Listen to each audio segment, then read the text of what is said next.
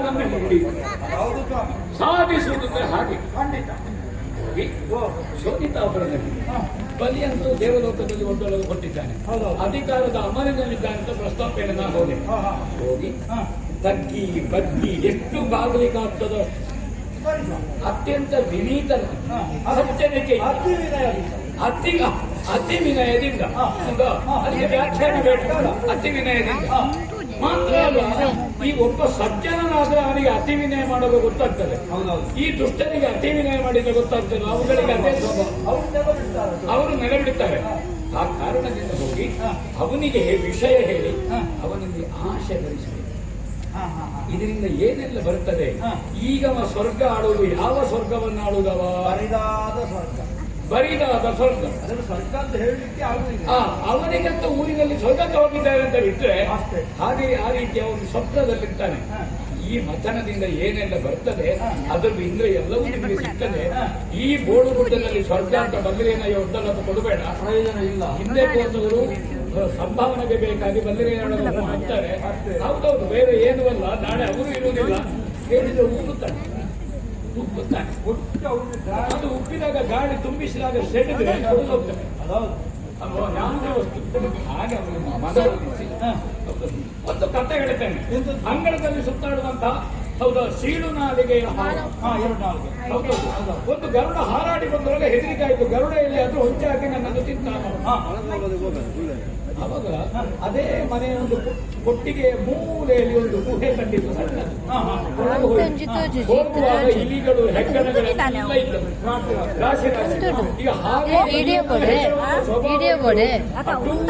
ಹೆಗ್ಗಣದೊಳಗೆ ಒಳಗೆ ಎಲ್ಲ ಒಟ್ಟಾದ್ರೆ ಅವುಗಳಿಗೂ ಹೆಜ್ಜೆಗಾಯ್ತು. ಹಾವನ್ನು ನೋಡುವಾಗ ಜಾತಿ ವೈರಗೆ ಈ ಹಾವು ವಿಷಸರ್ಪ ಎಲ್ಲ ಹೆದೆ ಎರಡಿಸಿ ಕುಡಿಸಿ ನಾನು ಭೀತಿ ತಿನ್ನುವುದಕ್ಕೆ ಬಂದದ್ದು ಅಲ್ಲ. ಸಮಸ್ಯೆ ಅನ್ನ ಅಷ್ಟೇ ಇದಿಗೂ ಇಲ್ಲ ಇದಕ್ಕೂ ಇಲ್ಲ. ಯಾಕಿಲ್ಲ?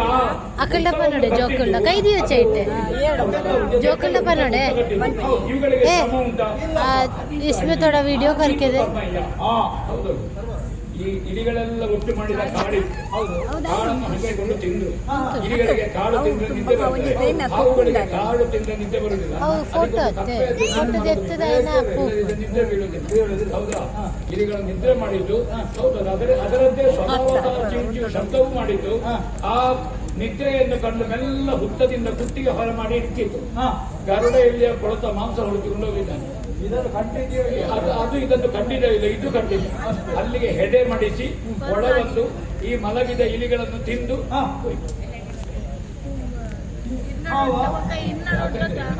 ಯಾವುದೇ ಪ್ರಾಣಿಗಳಿಗೆ ಬಾಲ ಇರುವ ಪ್ರಾಣಿಗಳಿಗೆ ಬಲ ಇರುವುದು ಬಾಲ. ಈ ಹಾವು ಬಾಲ ನೆಟ್ಟಗೆ ಮಾಡಿ ಓಡಿದೆ, ಇಲಿಗಳಂತ ಸತ್ತು ಬಣದಿಂದ ಹೋಗಿದೆ.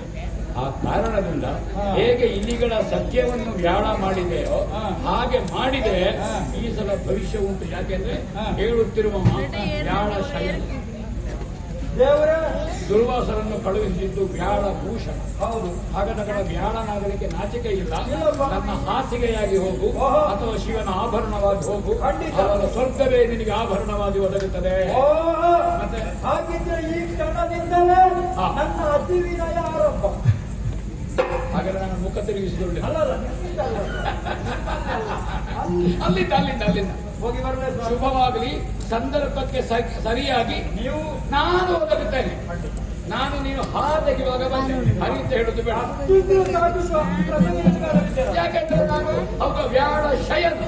ಆ ಕಾರಣದಿಂದ ನೀನು ಮಲಗುವ ಮೊದಲೇ ನಾ ಬಂದಂತೆ. ಹೌದು. ವಿಜಯ